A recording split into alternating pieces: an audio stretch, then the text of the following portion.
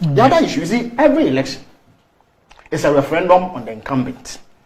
That is what it is. You see, if the voter is satisfied that the government of the day has done well, they will not do the opposition a looking. It doesn't matter how brilliant the opposition presents its proposals. If they are satisfied with the status quo, they will not change. So every election is a referendum on the sitting government. So the first point of call for the people of Ghana will be an assessment of the performance of the government. Now, if you bring a candidate who we are told by the president himself that he was tapped to manage the Ghanaian economy, who has been the head of our economic management team, who has stood on platforms to tout the credentials of the economic management team, who has held town hall meetings, headlining presentations by the economic management team, whose outcomes are as terrible as Bawumia's outcomes are, people will assess it. He said that with the middle class, they will gravitate towards Bawumia. Why? What do you take the middle class of Ghana for?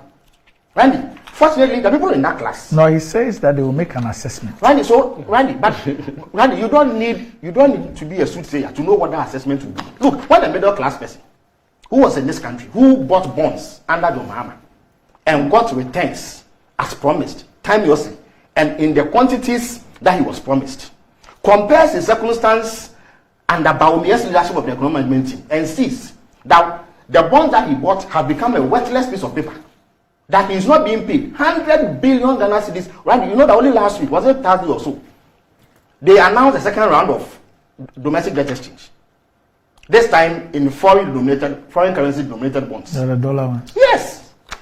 That is the fate of the Ghanaian middle class.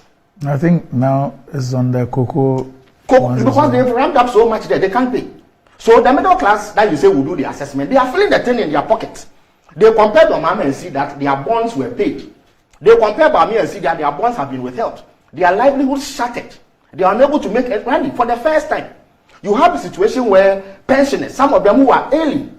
Indeed, I felt so sad when I saw a woman threaten to bring 2 mentally challenged children of hers to the ministry to demonstrate, because that is how she takes care of them. The process from the bonds is how she takes care of these mentally challenged children. You withhold that, you don't pay him or her, and you tell me that the middle class will do an assessment. Yes, they will do an assessment. So they will assess to see whether the glib promises that Bawumia made have been matched by the performance. Why? They were sitting in this country. You came to tell them that the dollar under John Mahama had appreciated so much that our currency had lost value. 4 cedis to a dollar. You said it was unacceptable. You called him names, mocked the then certain vice president who was the head of the economic management. You mocked him. Today, you want the middle class to assess you and say that they give you a stamp of approval when the dollar has gone to 12 cedis, when it went to 17 cedis at some point. Inflation. When you were making noise, attacking Emisata and mocking your mama, it was at 15%. Today, it's 42.5%. Only yesterday, I hear that the BDCs have increased, the OMCs, they've increased the price of fuel. So what it means, international crude prices. What it means is that inflation is going to go up for July 2.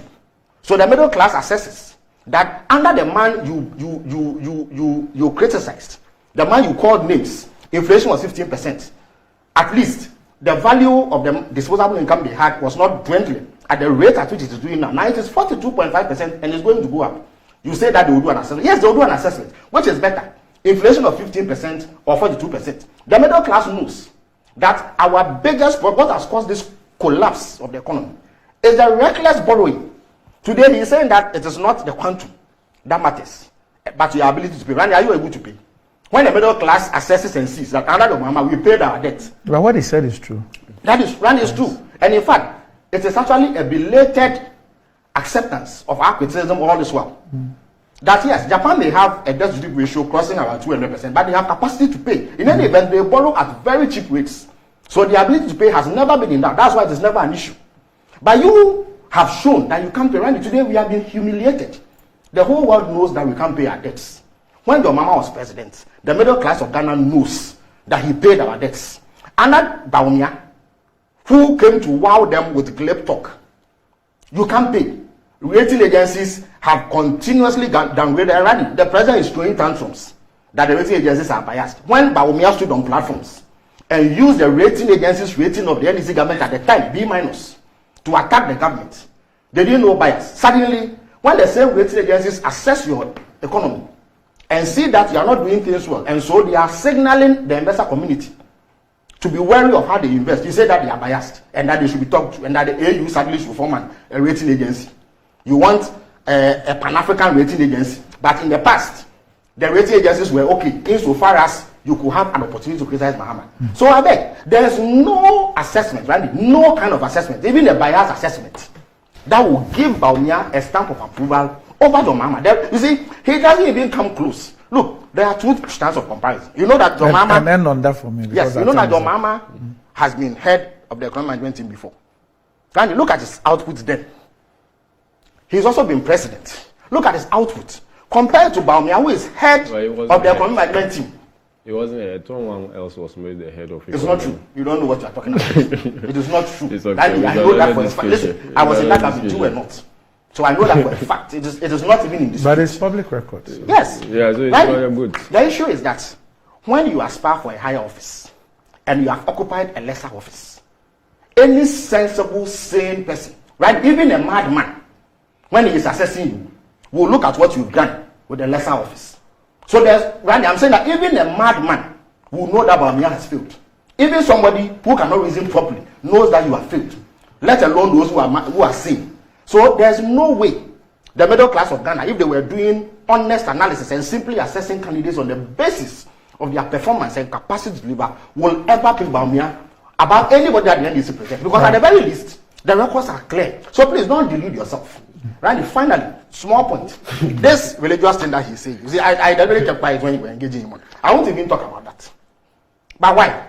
Randy, who does not know that Bawumia, based on the MPP's own ethno-tribal politics, is deeply worried about a supposed religious voting trend? All the somersaulting he's doing in churches, where shady characters like Kusi Buati, or is it a BJV? Randy, what is he now? This you don't even know what you're referring to. At least only last week, a court ruled both that his conduct verdicts on criminality. Shady characters like that are the ones spearheading his Christian agenda. All of that is simply intended, Randy, to soften what he believes to be hard Christian grounds for him. He knows very well that if you assess him on performance, he falls flat. All this noise about digitalization, which essentially, really, Randy, is the work of middle-level bureaucrats in ministries, departments, and agencies that he's fronting. It's intended to move the conversation. Randy, if he is man enough, I'm talking about, if he is man, let him engage the people of Ghana on the domestic debt. He has not mentioned that word since it began. And why is he not able to do so?